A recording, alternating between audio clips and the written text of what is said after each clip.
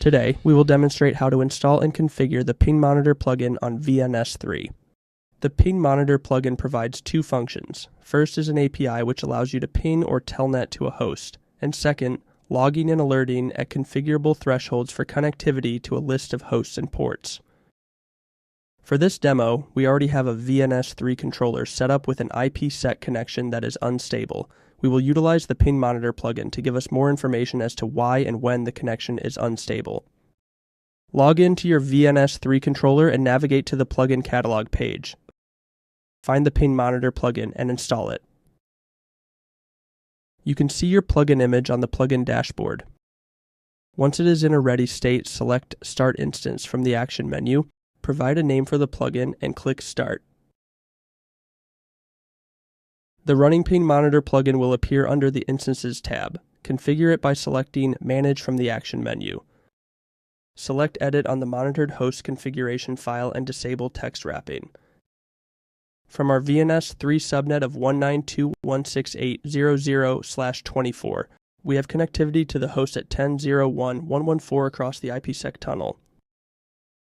The first Ping Monitor will be for 4 missed pings in a row with a 5-second interval. Create a description. The second monitor will be for a 2% ping loss over an hour with a 2-second interval. Save the configuration. The last step is adding the necessary firewall rules to NAT traffic from the plugin to the local IPsec tunnel CIDR.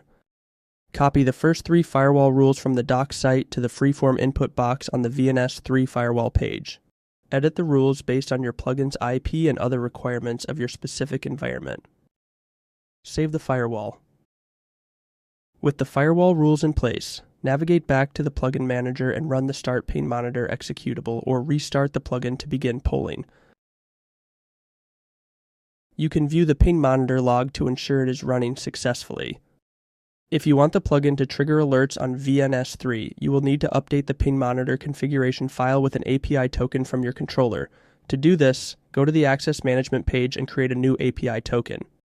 Set the lifetime to 30 days and check the Token Lifetime Refresh box.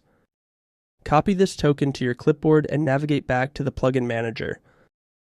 Update the API key variable in the Ping Monitor configuration file and uncomment the 3 variables. Save, and then restart the Ping Monitor process to pull in the updated configuration.